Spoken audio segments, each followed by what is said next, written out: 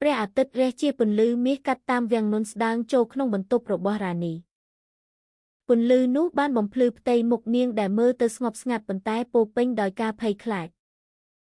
និងសុភមង្គលថ្ងៃនេះជាថ្ងៃរៀបការរបស់នាងថ្ងៃដែលនាងបានទន្ទឹងរង់ចាំជាច្រើនឆ្នាំមនុស្សគ្រប់គ្នានៅក្នុងផ្ទះរបស់នាងរវល់ទៅមកយកផ្កាគ្រឿងតុបតែងនិងប្រអប់ពេញដោយរបស់របរថ្លៃសម្រាប់ពិធីដែលនឹងប្រព្រឹត្តទៅនៅពេលល្ងាចនៅកណ្ដាលភាពអ៊ូអរនៃការត្រៀមខ្លួនម្ដាយរបស់រានីបានអង្គុយនៅជ្រុងបន្ទប់សម្លឹងមើលកូនស្រីដោយស្នាមញឹមស្រទន់កូនស្អាតណាស់កូនគាត់និយាយបណ្ដាបោះសក់រានីដែលរញ៉េញ៉ៃបន្តិចដោយសារខ្យល់ពីបង្អួចបើករានីញឹមប៉ុន្តែមានអ្វីមួយរំខានចិត្តនាងសម្លឹងមើលម្ដាយនាងជាស្ត្រីវ័យកណ្ដាលដែលតែងតែតស៊ូដើម្បីគ្រួសាររបស់ពួកគេទោះបីជារស់នៅក្នុងជីវភាពសាមញ្ញក៏ដោយម្ដាយរបស់រានីគ្រាន់តែពាក់សម្លៀកបំពាក់ចាស់ដែលបានដេរម្ដងហើយម្ដងទៀតប៉ុន្តែភ្នែករបស់គាត់ពោរពេញដោយក្តីស្រឡាញ់និងមោទនភាពពេលឃើញកូនស្រីក្លាយជាកូនក្រមុំម៉ែហេតុអ្វីបានជាម៉ែមិនទិញសម្លៀកបំពាក់ថ្មីសម្រាប់ថ្ងៃនេះរានីសួរយ៉ាងស្រទន់ដោយព្យាយាមលាក់ការព្រួយបារម្ភក្នុងសំឡេងរបស់នាងម្ដាយរបស់រានីសើចតិចអាហារកូនឲ្យលុយរបស់យើងគួរតែប្រើសម្រាប់រឿងសំខាន់យ៉ាងណាក៏ដោយនេះជាថ្ងៃដ៏រីករាយរបស់កូនមិនមែនជាថ្ងៃរបស់ម៉ែទេរានីងក់ក្បាលប៉ុន្តែទ្រូងរបស់នាងតឹងណែននាងដឹងថាម្ដាយរបស់នាងបានធ្វើការលំបាកប៉ុណ្ណាអស់មួយជីវិតរបស់គាត់ហើយថ្ងៃនេះគួរតែជាថ្ងៃពិសេសសម្រាប់ពួកគេទាំងពីរប៉ុន្តែពេលនាងមើលជុំវិញមនុស្សគ្រប់គ្នាហាក់ដូចជាផ្ដោតខ្លាំងលើភាពប្រណីតនៃពិធីនេះសម្លៀកបំពាក់អាពាហ៍ពិពាហ៍របស់នាងដែលតុបតែងដោយប៉ាក់មាសការតុបតែងដ៏អស្ចារ្យនៅសួនក្រោយផ្ទះភ្ញៀវកិត្តិយសដែលបានចូលរួមទាំងអស់នោះហាក់ដូចជាបានលុបបំបាត់អត្ថន័យពិតនៃពិធីមង្គលការពេលរានីលិចលង់ក្នុងគំនិតទ្វារបន្ទប់ក៏បើកហើយបងប្អូនជីដូនមួយរបស់នាងឈ្មោះសើភីក៏ចូលមកយ៉ាងប្រញាប់រានីប្រញាប់ឡើងគ្រួសារប្តីរបស់កូនបានមកដល់ហើយគាត់ស្រែកដោយសំឡេងភ័យបេះដូងរានីលោតញាប់នេះជាលើកទី1ដែលនាងនឹងជួបជាផ្លូវការជាមួយគ្រួសាររបស់រិទ្ធីជាប្តីរបស់នាងបានរៀបចំរ៉ូបរបស់នាងម្ដងទៀតរួចដើរចេញទៅជាមួយម្ដាយរបស់នាងពេលពួកគេទៅដល់បន្ទប់ទទួលភ្ញៀវរានីអាចឃើញគ្រួសាររបស់រិទ្ធីអង្គុយលើសាឡុងធំដែលតុបតែងដោយខ្នើយសូត្រពួកគេមើលទៅឆើតឆាយណាស់ដោយស្លៀកពាក់ថ្លៃនិងមានទំនុកចិត្តរិទ្ធីខ្លួនឯងបានឈរក្បែរឪពុករបស់គាត់ញឹមយ៉ាងកក់ក្ដៅទៅកាន់រានីប៉ុន្តែពេលដែលភ្នែករបស់គាត់ងាកទៅរកម្ដាយរបស់រានីស្នាមញឹមនោះក៏រលាយបាត់បន្តិចមីងម្នាក់ពីខាងរិទ្ធីបានខ្សឹបឬខ្លាំងល្មមឲ្យមនុស្សគ្រប់គ្នារីអូហូកូនក្រមុំនេះមកពីគ្រួសារសាមញ្ញមែនទេសូម្បីតែម្ដាយរបស់នាងក៏នៅតែពាក់សម្លៀកបំពាក់ចាស់ដែររានីមានអារម្មណ៍ថាឈាមរបស់នាងពុះកញ្ជ្រោលនាងចង់ការពារម្ដាយរបស់នាងប៉ុន្តែនាងបានទប់ខ្លួននាងដឹងថាថ្ងៃនេះគឺជារឿងរក្សាកិត្តិយសនិងកេរ្តិ៍ឈ្មោះប៉ុន្តែការសម្លឹងមើលយ៉ាងត្រជាក់របស់រិទ្ធីទៅកាន់ម្ដាយរបស់នាងធ្វើឲ្យនាងកាន់តែមិនស្រួលម៉ែអើយតោះយើងទៅសម្រាកបន្តិចរានីនិយាយយ៉ាងស្រទន់ដោយចាប់ដៃម្ដាយរបស់នាងហើយនាំគាត់ទៅផ្ទះបាយនៅទីនោះនាងឃើញភ្នែកម្ដាយរបស់នាងស្រក់ទឹកភ្នែកកូនអើយតើម៉ែធ្វើឲ្យកូនខ្មាស់គេមែនទេម្ដាយរបស់រានីសួរដោយសំឡេងញ័រអត់ទេម៉ែផ្ទុយទៅវិញខ្ញុំមានមោទនភាពចំពោះម៉ែរានីឆ្លើយយ៉ាងម៉ឺងម៉ាត់ប៉ុន្តែក្នុងចិត្តនាងក៏ចាប់ផ្ដើមមានការសង្ស័យតើនេះពិតជាថ្ងៃដ៏រីករាយរបស់នាងមែនទេឬក៏នេះគ្រាន់តែជាការសម្ដែងដើម្បីបំពេញចិត្តអ្នកដទៃទន្ទឹមនឹងនោះនៅខាងក្រៅភ្ញៀវចាប់ផ្ដើមមកដល់ហើយពិធីក៏ចាប់ផ្ដើមតន្ត្រីបន្លឺឡើងហើយមនុស្សគ្រប់គ្នាញឹមប៉ុន្តែនៅពីក្រោយស្នាមញឹមទាំងនោះមានភាពតានតឹងដែលមិនបាននិយាយការចាប់ផ្ដើមនៃព្យុះដែលនឹងផ្លាស់ប្ដូរអ្វីទាំងអស់ល្ងាចនោះខ្យល់នៅសួនក្រោយផ្ទះរានីពោរពេញដោយក្លិនផ្កាម្លិះពីការតុបតែងផ្កាដែលរៀបចំយ៉ាងស្អាតភ្ញៀវចាប់ផ្ដើមមកដល់ម្ដងម្នាក់ដោយស្លៀកពាក់ល្អបំផុតរបស់ពួកគេតន្ត្រីប្រពៃណីត្រូវបានលេងដោយក្រុមភ្លេងពិណពាទ្យបង្កើតបរិយាកាសដ៏ឧឡារិកប៉ុន្តែរីករាយ មនុស្សគ្រប់គ្នាមើលទៅសប្បាយរីករាយលើកលែងតែរ៉ានីអង្គុយលើកៅអីកូនក្រមុំរងចាំពេលវេលានៃពិធីមង្គលការចាប់ផ្ដើមភ្នែករបស់នាងម្ដងម្កាលសម្លឹងមើលជុំវិញបន្ទប់រកមើលរូបម្ដាយរបស់នាងដែលឈរនៅជ្រុងម្ខាងមើលទៅឆ្កងក្នុងចំណោមភ្ញៀវដែលស្លៀកពាក់ប្រណិតម្ដាយរបស់រ៉ានីមើលទៅព្យាយាមញឹមប៉ុន្តែភ្នែករបស់គាត់បញ្ចេញនូវការសង្ស័យនិងភាពមិនស្រួលមិនឆ្ងាយពីទីនោះរិទ្ធីបានឈរក្បែរឪពុករបស់គាត់មើលទៅសង្ហាក្នុងឈុតសម្លៀកបំពាក់ប្រពៃណីថ្លៃប៉ុន្តែការសម្លឹងមើលរបស់គាត់បានបន្តសម្លឹងមើលជុំវិញរហូតដល់ទីបំផុតគាត់បានជួបនឹងភ្នែកម្ដាយរបស់រ៉ានីបូរមាត់របស់គាត់បង្កើតស្នាមញញឹមស្ដាងប៉ុន្តែគ្មានភាពកក់ក្ដៅនៅក្នុងនោះទេខ្ញុំនិយាយថាឪពុកម្ដាយក្មេករបស់កូនសាមញ្ញណាស់ពូម្នាក់ពីគ្រួសាររបស់រិទ្ធីបានខ្សឹបឬខ្លាំងល្មមឲ្យមនុស្សគ្រប់គ្នានៅជុំវិញគាត់ឬតើគាត់មិនអាចទិញសម្លៀកបំពាក់ថ្មីសម្រាប់ថ្ងៃពិសេសនេះបានទេរិទ្ធីសើចតិចប៉ុន្តែសំឡេងសើចរបស់គាត់ស្ដាប់ទៅត្រជាក់ប្រហែលជាលោកពូប៉ុន្តែតើយើងអាចធ្វើអ្វីបានប្រហែលជានេះជាទម្លាប់របស់ពួកគេហើយរ៉ានីដែលបានឬការអត្ថាធិប្បាយនោះពីកន្លែងអង្គុយរបស់នាងមានអារម្មណ៍ថាកំហឹងរបស់នាងចាប់ផ្ដើមកើនឡើងនាងចង់ក្រោកឈរការពារម្ដាយរបស់នាងប៉ុន្តែជើងរបស់នាងដូចជាជាប់នឹងកន្លែងផ្ទុយទៅវិញនាងគ្រាន់តែអន់ក្បាលចុះសង្ឃឹមថាពិធីនេះនឹងបញ្ចប់ឆាប់ម្ដាយរបស់រ៉ានីផ្ទាល់មើលទៅកាន់តែមិនស្រួលភ្ញៀវខ្លះពីគ្រួសាររបស់រិទ្ធីបានសម្លឹងមើលគាត់ដោយក្រសែភ្នែកមាក់ងាយខ្សឹបខ្សៀវអំពីរបៀបដែលរូបរាងរបស់គាត់មិនសមនឹងស្តង់ដារវណ្ណៈខ្ពស់ដែលពួកគេរំពឹងទុកស្ត្រីម្នាក់ថែមទាំងបានបញ្ចេញមតិថាហាបើខ្ញុំជាកូនក្រមុំខ្ញុំប្រកាសជាខ្មាស់គេដែលមានម្ដាយបែបនេះការអត្ថាធិប្បាយទាំងនោះបន្តរមៀលទៅមុខហើយទោះបីជាម្ដាយរបស់រ៉ានីព្យាយាមញឹមក៏ដោយទឹកភ្នែកក៏ចាប់ផ្ដើមហូរពេញភ្នែករបស់គាត់បន្តិចម្ដងគាត់ព្យាយាមទប់ខ្លួនប៉ុន្តែវាពិបាកគាត់គ្រាន់តែចង់ទៅពីទីនេះដោយបន្សល់ទុកការសម្លឹងនឹងការខ្សឹបខ្សៀវទាំងអស់នោះទន្ទឹមនឹងនោះរិទ្ធីបានទៅជិតម្ដាយរបស់រ៉ានីដោយសំឡេងដែលស្ដាប់ទៅគួរសមប៉ុន្តែត្រជាក់គាត់បាននិយាយថាម៉ែអើយសូមស្វាគមន៍មកកាន់ពិធីនេះសូមឲ្យថ្ងៃនេះជាថ្ងៃដ៏រីករាយសម្រាប់យើងទាំងអស់គ្នាម្ដាយរបស់រ៉ានីលើកមុខគាត់ព្យាយាមញឹមអរគុណកូនប្រុសម៉ែដឹងគុណណាស់ថ្ងៃនេះប៉ុន្តែជំនួសឲ្យការតបស្នងស្នាមញឹមនោះរិទ្ធីគ្រាន់តែងក់ក្បាលយ៉ាងខ្លីមុននឹងត្រឡប់ទៅគ្រួសាររបស់គាត់វិញរ៉ានីឃើញអ្វីទាំងអស់ពីចម្ងាយបេះដូងរបស់នាងមានអារម្មណ៍ដូចជាត្រូវបានកាត់ជាដុំ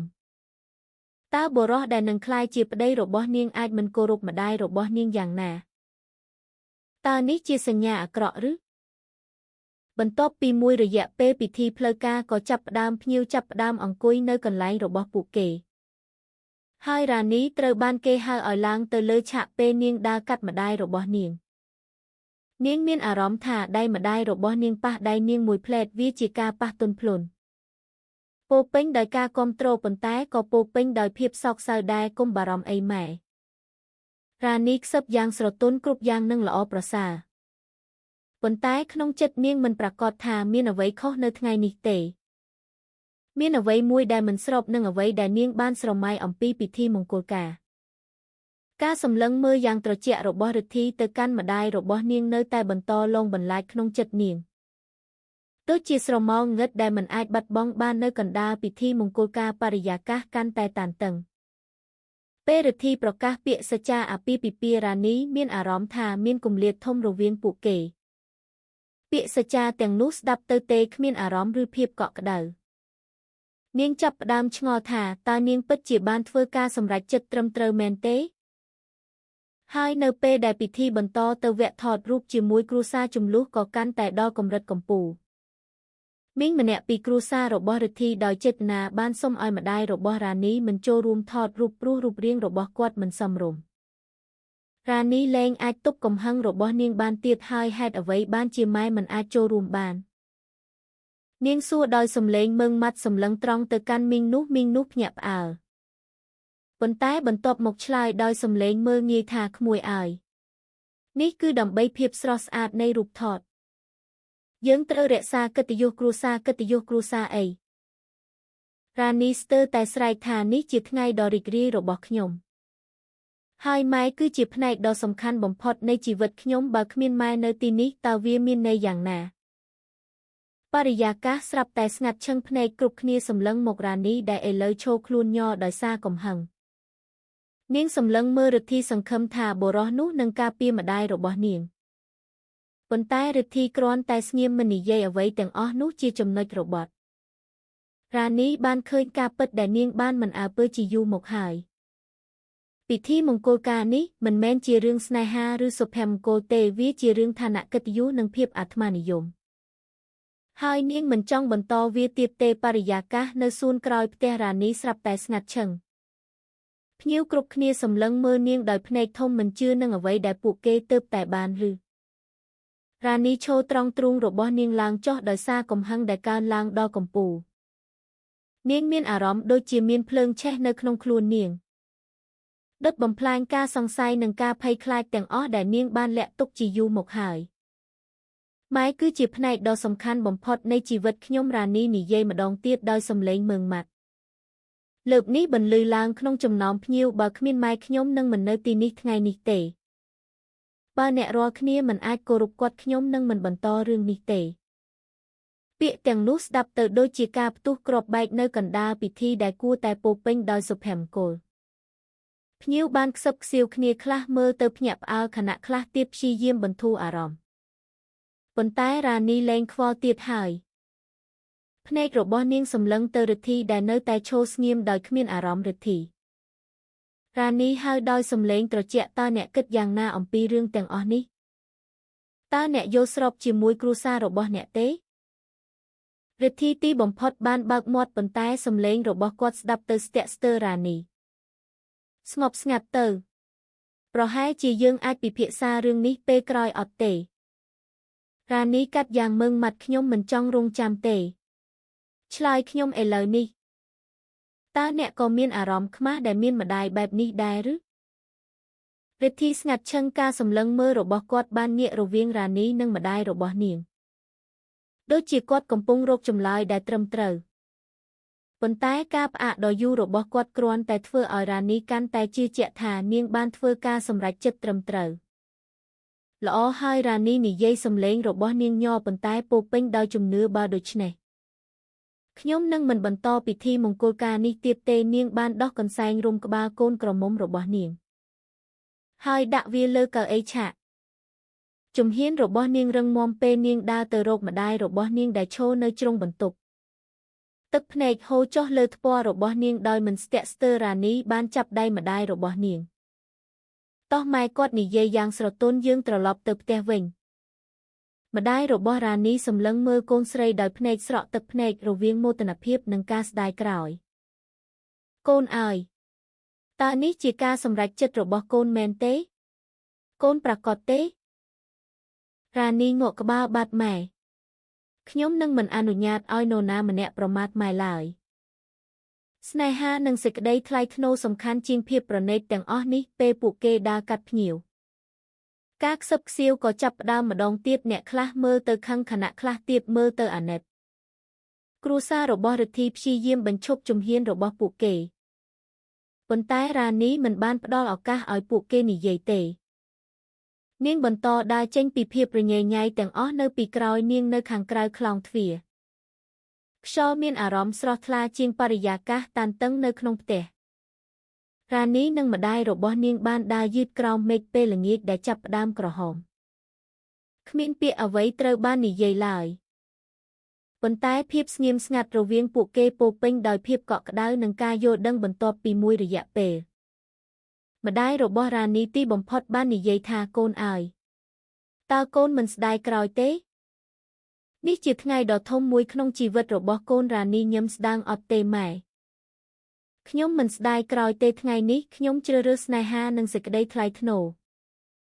មិនមែនភាពលាក់ពុតនឹងការជិះជាន់ទេនោះជាជម្រើសដ៏ល្អបំផុតដែលខ្ញុំធ្លាប់ធ្វើ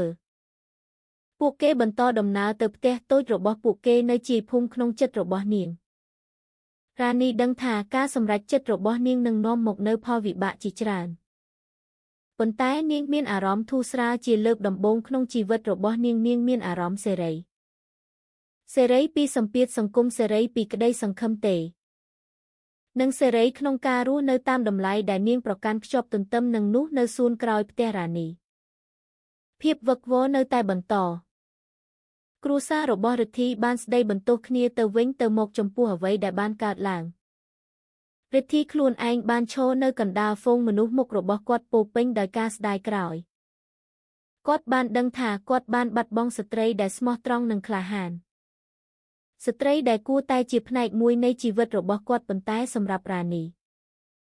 នេះមិនមែនជាទីបញ្ចប់ទេនេះជាការចាប់ផ្ដើមនៃជំពូកថ្មីក្នុងជីវិតរបស់នាងជំពូកដែលពោពេញដោយភាពស្មោះត្រង់ភាពក្លាហាននិងស្នេហាពិតយប់នោះរ៉ានីនិងម្ដាយរបស់នាងបានទៅដល់ផ្ទះតូចសាមញ្ញរបស់ពួកគេពន្លឺពណ៌លឿងស្រអាប់ពីចង្កៀងប្រេងបានស្វាគមន៍ពួកគេនៅពេលពួកគេដើរចូលផ្ទះនោះមិនប្រណីតទេសូម្បីតែអាចនិយាយបានថាសាមញ្ញណាស់បើប្រៀបធៀបនឹងអគារដ៏ធំដែលពិធីមង្គលការបានប្រព្រឹត្តទៅប៉ុន្តែសម្រាប់រ៉ានីផ្ទះនេះជាកន្លែងដែលមានផាសុកភាពនិងសន្តិភាពបំផុតដែលនាងធ្លាប់ស្គាល់ម្ដាយរបស់រ៉ានីបានដាក់កាបូបរបស់គាត់លើតុឈើចាស់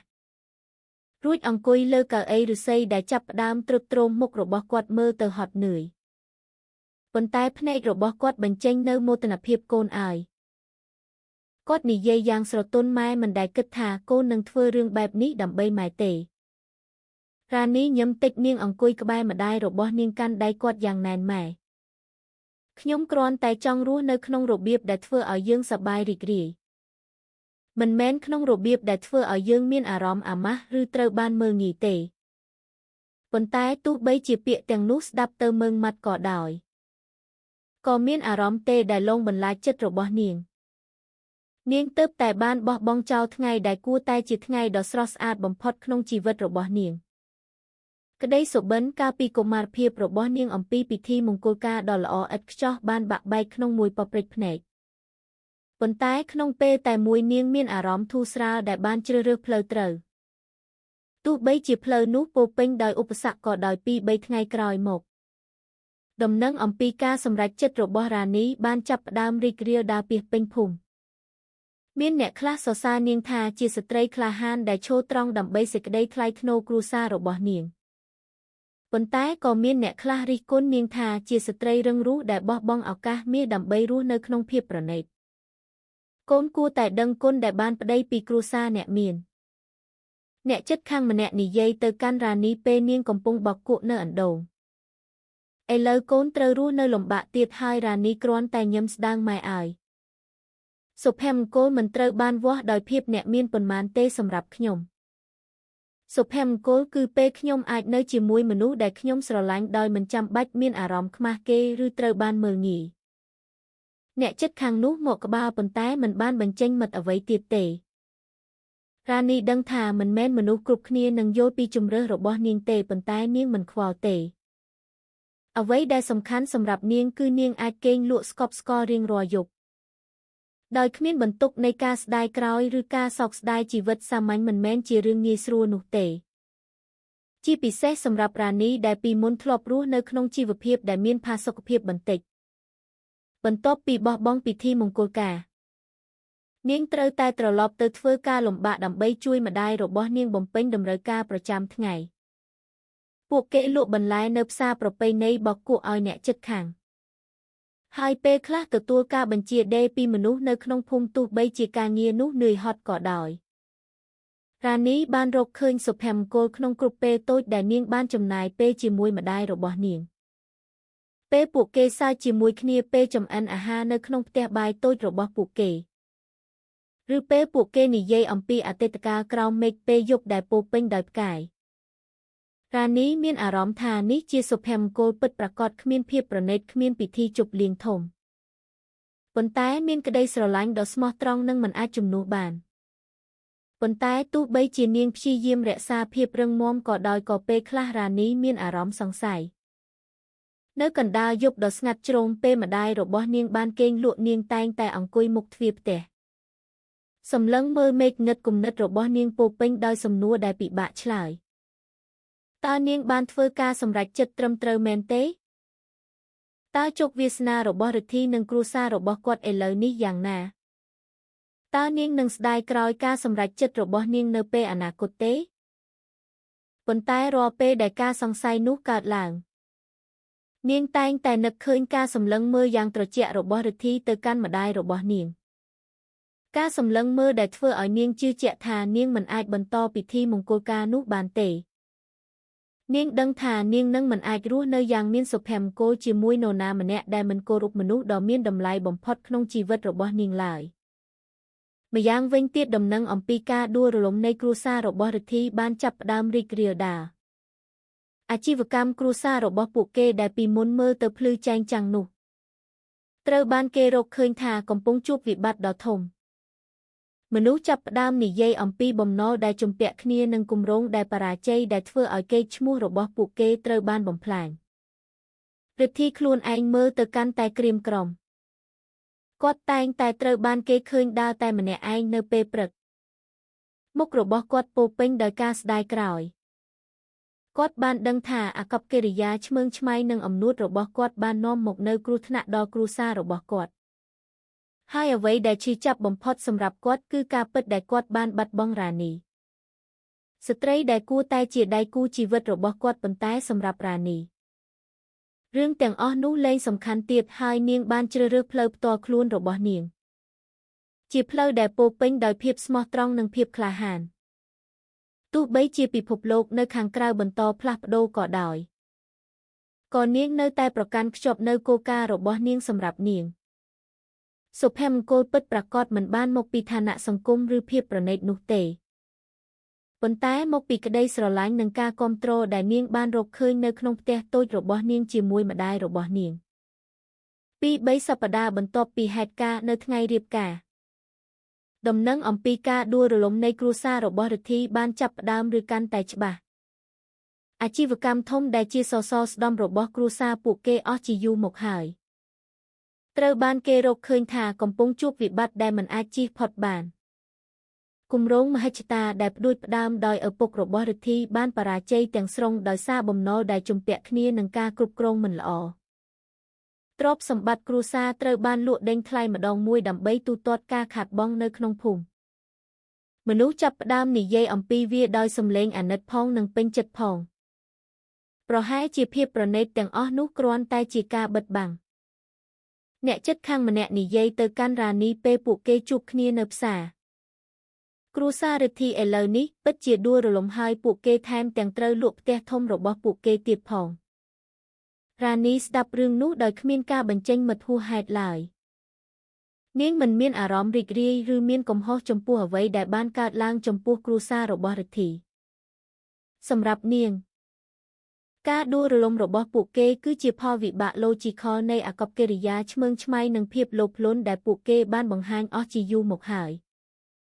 ប៉ុន្តែមានផ្នែកតូចមួយក្នុងចិត្តរបស់នាងដែលមានអារម្មណ៍អាណិតជាពិសេសសម្រាប់រិទ្ធីដែលហាក់ដូចជាចាប់ផ្ដើមដឹងកំហុសរបស់គាត់ទន្ទឹមនឹងនោះរិទ្ធីខ្លួនឯងបានលិចលង់ក្នុងការស្ដាយក្រោយរៀងរាល់យប់គាត់អង្គុយលើកៅអីចាស់ក្នុងបន្ទប់ទទួលភ្ញៀវផ្ទះរបស់ពួកគេដែលឥឡូវនេះទេស្អាតសម្លឹងមើលជញ្ជាំងដែលពីមុនពោពេញដោយការតុបតែងថ្លៃឥឡូវនេះស្ទើរតែគ្រប់យ៉ាងត្រូវបានលក់អស់ហើយអ្វីដែលនៅសល់គឺគ្រាន់តែជាការចងចាំអំពីជីវិតដែលពួកគេធ្លាប់រស់នៅខ្ញុំល្ងងណាស់រិទ្ធីរអ៊ូតមមួយយប់បណ្ដាសម្លឹងមើលរូបថតខ្លួនឯងជាមួយគ្រួសារកាលពីអតីតកាលខ្ញុំគិតថាខ្ញុំអាចទទួលបានអ្វីទាំងអស់ដោយលុយនិងឋានៈប៉ុន្តែវាបានដួលរលំទៅវិញយ៉ាងងាយឪពុករបស់រិទ្ធីដែលជាធម្មតាមានទំនុកចិត្តខ្លាំងណាស់ឥឡូវនេះមើលទៅដូចជាស្រមោលនៃខ្លួនឯងពីមុនមុខរបស់គាត់ពោពេញដោយភាពតានតឹងហើយសក់របស់គាត់ចាប់ផ្ដើមឡើងស្គាត់តែងតែត្រូវបានគេឃើញអង្គុយគិតនៅជ្រុងបន្ទប់ស្ដីបន្ទោសខ្លួនឯងចំពោះការបរាជ័យអាជីវកម្មដែលគាត់បានកសាងអស់មួយជីវិតរបស់គាត់ហេតុអ្វីបានជាខ្ញុំមិនស្ដាប់ពាក្យបងពេលនោះរិទ្ធីសួរឪពុករបស់គាត់មួយថ្ងៃបើខ្ញុំមិនឆ្មើងឆ្មៃពេកប្រហែលជាយើងមិនទៅដល់ចំណុចនេះទេឪពុករបស់រិទ្ធីគ្រាន់តែដកដង្ហើមវែងនេះមិនមែនជាកំហុសរបស់កូនទាំងស្រុងទេកូនប្រុស ខ្ញុំក៏លោភលន់ពេកដែរយើងទាំងអស់គ្នាផ្ដោតខ្លាំងពេកលើទ្រព្យសម្បត្តិនិងឋានៈរហូតដល់យើងបំភ្លេចរឿងសំខាន់ជាងនេះរិទ្ធីងក់ក្បាលយ៉ាងស្រទន់គាត់ដឹងថាឪពុករបស់គាត់និយាយត្រូវអស់ជាយូរមកហើយពួកគេរវល់ពេកក្នុងការស្វែងរកភាពប្រណីតរហូតបំភ្លេចតម្លៃមូលដ្ឋានដូចជាការគោរពស្នេហានិងភាពស្មោះត្រង់ហើយអ្វីដែលឈឺចាប់បំផុតសម្រាប់រិទ្ធីគឺការពិតដែលគាត់បានបាត់បង់រ៉ានីស្ត្រីដែលគួរតែជាដៃគូជីវិតរបស់គាត់រាល់ពេលដែលរិទ្ធីគិតអំពីរ៉ានីគាត់មានអារម្មណ៍តឹងណែនក្នុងទ្រូងគាត់ចាំបានថារ៉ានីរឹងមាំប៉ុណ្ណាពេលចាក់ចេញពីពិធីមង្គលការដើម្បីម្ដាយរបស់នាងគាត់ក៏ចាំបានការសម្លឹងមើលយ៉ាងត្រជាក់របស់នាងពេលគាត់អនុញ្ញាតឲ្យម្ដាយរបស់រ៉ានីត្រូវបានមើលងាយដោយគ្រួសាររបស់គាត់រិទ្ធីដឹងថាគាត់បានធ្វើកំហុសដ៏ធំមួយហើយគាត់មិនប្រាកដថារ៉ានីនឹងព្រមអត់ទោសឲ្យគាត់ទេព្រឹកមួយរិទ្ធីបានសម្រេចចិត្តទៅផ្សារគាត់ចង់សាកល្បងមើលពិភពលោកខាងក្រៅបន្ទាប់ពីនៅស្ងៀមនៅផ្ទះអស់ជាច្រើនសប្តាហ៍ពេលគាត់ទៅដល់ទីនោះគាត់ឃើញរ៉ានីកំពុងឈរនៅមុខតូបតូចមួយលក់បន្លែជាមួយម្ដាយរបស់នាងជាលើកដំបូងរិទ្ធីបានឃើញរ៉ានីក្នុងស្ថានភាពដែលខុសគ្នាទាំងស្រុងសាមញ្ញប៉ុន្តែមើលទៅសប្បាយរីករាយណាស់រ៉ានីមើលទៅសើចតិចពេលម្ដាយរបស់នាងនិយាយលេងអ្វីមួយមានភាពកក់ក្ដៅក្នុងអន្តរកម្មរបស់ពួកគេដែលរិទ្ធីមិនធ្លាប់ឃើញពីមុនមកគាត់បានដឹងថារ៉ានីបានរកឃើញសន្តិភាពក្នុងជីវិតសាមញ្ញខណៈគាត់ខ្លួនឯងជាប់ក្នុងការដួលរលំដែលគាត់បានបង្កើតដោយខ្លួនឯងរិទ្ធីចង់ទៅចិត្តប៉ុន្តែជើងរបស់គាត់មានអារម្មណ៍ធ្ងន់គាត់ដឹងថាគាត់មិនមានសិទ្ធិរំខានសុភមង្គលរបស់រ៉ានីទេប៉ុន្តែគាត់ក៏ដឹងថាគាត់ត្រូវធ្វើអ្វីមួយដើម្បីកែប្រែកំហុសរបស់គាត់យ៉ាងហោចណាស់សម្រាប់ខ្លួនឯងម្យ៉ាងវិញទៀតរ៉ានីមិនបានដឹងពីវត្តមានរបស់រិទ្ធីនៅផ្សារតតែសោះនាងរវល់ពេកនឹងសកម្មភាពរបស់នាងជួយម្ដាយរបស់នាងបម្រើអតិថិជនប៉ុន្តែមានអ្វីមួយចម្លែកក្នុងខ្យល់ព្រឹកនោះនាងមានអារម្មណ៍ថាមាននរណាម្នាក់កំពុងសង្កេតមើលពួកគេប៉ុន្តែពេលនាងងាកទៅនាងមិនឃើញនរណាម្នាក់ទេម្ដាយរបស់រ៉ានីដែលមើលទៅប្រុងប្រយ័ត្នជាងបាននិយាយយ៉ាងស្រទន់ថាកូនអើយហាក់ដូចជាមាននរណាម្នាក់កំពុងសង្កេតមើលយើងរ៉ានីងាកទៅម្ដងទៀតប៉ុន្តែនៅតែមិនឃើញអ្វីទាំងអស់ប្រហែលជាគ្រាន់តែជាអារម្មណ៍របស់ម៉ែទេគាត់និយាយបណ្ដាញឹមប៉ុន្តែក្នុងចិត្តនាងក៏មានអារម្មណ៍ថាមានអ្វីមួយខុសប្លែកដែរយប់នោះរិទ្ធីអង្គុយនៅមាត់ទន្លេតូចមួយដែលហូរយ៉ាងស្ងប់ស្ងាត់នៅជាភូមិខ្យល់ត្រជាក់បានគ្របដណ្ដប់លើរាងកាយរបស់គាត់ប៉ុន្តែគាត់មិនខ្វល់ទេគំនិតរបស់គាត់ពោពេញដោយស្រមោលអតីតកាលជាពិសេសពេលដែលរ៉ានីចាក់ចេញពីពិធីមង្គលការជាមួយម្ដាយរបស់នាងមុខរឹងមាំរបស់រ៉ានីនៅពេលនោះនៅតែលងបន្លាចក្នុងចិត្តរបស់គាត់ដូចជាបញ្ជាក់ថាគាត់បានធ្វើកំហុសដ៏ធំមួយដែលមិនអាចកែប្រែបានខ្ញុំពិតជាល្ងងណាស់រិទ្ធីរអ៊ូតមយ៉ាងស្រទន់សំឡេងរបស់គាត់ស្ទើរតែលេចដោយសំឡេងទឹកទន្លេខ្ញុំជ្រើសរើសកិត្តិយសនិងភាពប្រណីតជាងស្នេហាស្មោះត្រង់គាត់ចាប់យកថ្មតូចមួយនៅជិតជើងរបស់គាត់ហើយបោះវាទៅក្នុងទន្លេថ្មនោះបានធ្លាក់លើផ្ទៃទឹកដោយសំឡេងភ្លុកដ៏ទន់ភ្លន់រួចលិចបាត់ដោយគ្មានដានដូចជោគវាសនាគ្រួសាររបស់គាត់ឥឡូវនេះភាពប្រណីតនិងកេរ្តិ៍ឈ្មោះទាំងអស់ដែលពួកគេបានកសាងអស់ជាច្រើនឆ្នាំបានបាត់បង់ទៅវិញដោយគ្មានសល់រិទ្ធីអន់ក្បាលចុះមានអារម្មណ៍ថាទម្ងន់នៃការស្ដាយក្រោយកាន់តែសង្កត់លើទ្រូងរបស់គាត់មិនត្រឹមតែស្ដាយក្រោយការដួលរលំនៃអាជីវកម្មគ្រួសាររបស់គាត់ប៉ុណ្ណោះទេប៉ុន្តែក៏ជាការសម្រេចចិត្តអាក្រក់ដែលគាត់បានធ្វើក្នុងជីវិតរបស់គាត់ដែរអាកប្បកិរិយាឆ្មើងឆ្មៃរបស់គាត់ចំពោះម្ដាយរបស់រ៉ានីការមិនយកចិត្តទុកដាក់របស់គាត់ចំពោះអារម្មណ៍របស់រ៉ានីនិងមហិច្ឆតាខ្វាក់ក្នុងការស្វែងរកឋានៈសង្គមទាំងអស់នោះគឺជាផ្នែកមួយនៃខ្លួនគាត់ដែលឥឡូវនេះគាត់ស្អប់ថ្ងៃស្អែកឡើង